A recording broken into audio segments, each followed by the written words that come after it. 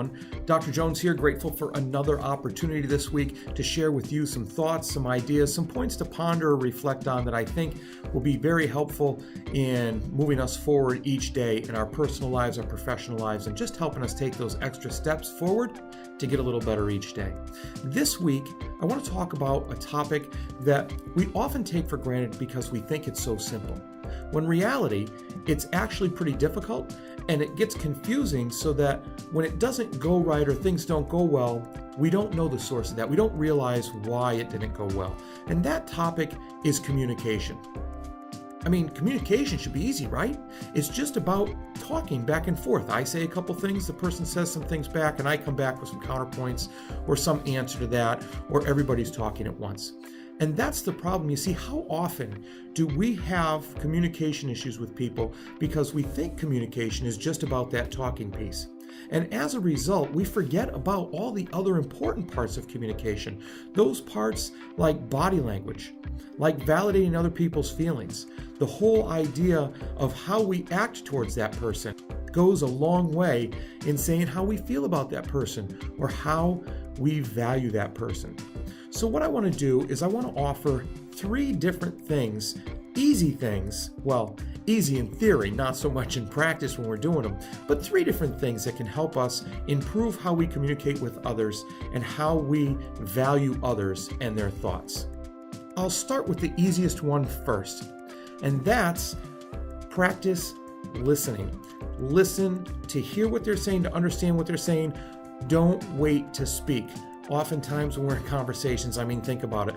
Somebody's saying something and you're already running through your head what your answer is going to be. You're waiting for your turn to speak rather than listening to what they say. How many times are we in a conversation and we say, I just have to keep repeating this in my head because I don't want to forget it, because I want to say it, because it's so important. And when our head's like that, really, how well are we listening to understand the other person? So wait, during a conversation, put those on the back burner. Put those thoughts on hold. Actually listen to the person instead of waiting to speak.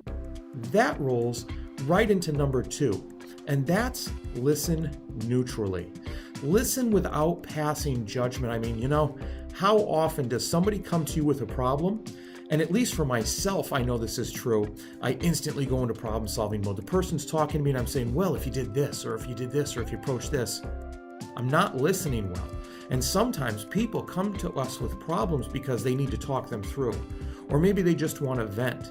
And now we might say, well, that doesn't solve the problem. Well, that's okay, because oftentimes it's not our problem to solve, and it's up to that person to solve that problem.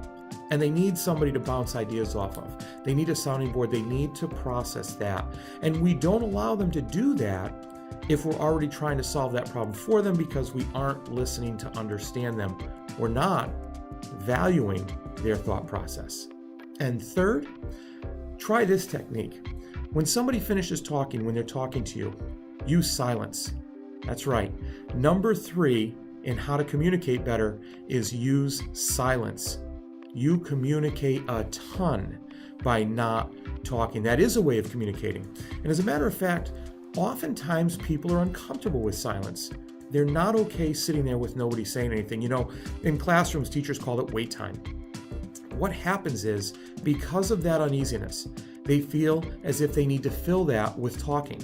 And when they do that, they offer more of themselves. The person you're communicating with gets that void. If they're talking through a problem, if they're processing something, if they're giving you information, they will do more of any of those if you give them silence when they're done talking, because they're not really done talking.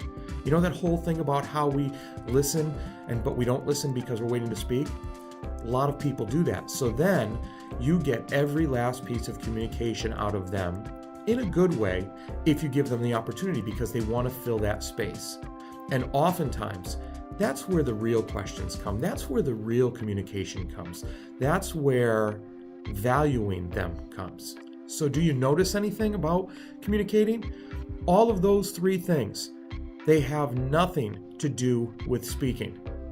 They have to do with the most important part, the first part you ever want to do when you're communicating with somebody, or you want to communicate with somebody: silence.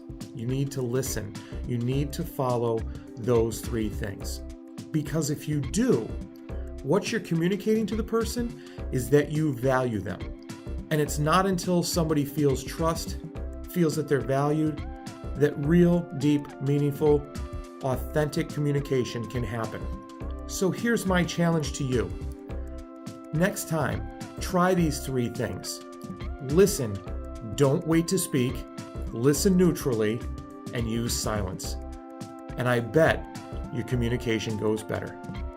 Hey, look, I really appreciate you taking the time to listen to this. I never take you for granted. If anything I said today resonates with you, or you find value in it, or you think somebody else will find value in it, please like, subscribe, comment. I'm really interested to hear your feedback on this one because I want to listen to you. Thanks again, and remember, be purposeful, act with integrity, and always continue to build your character.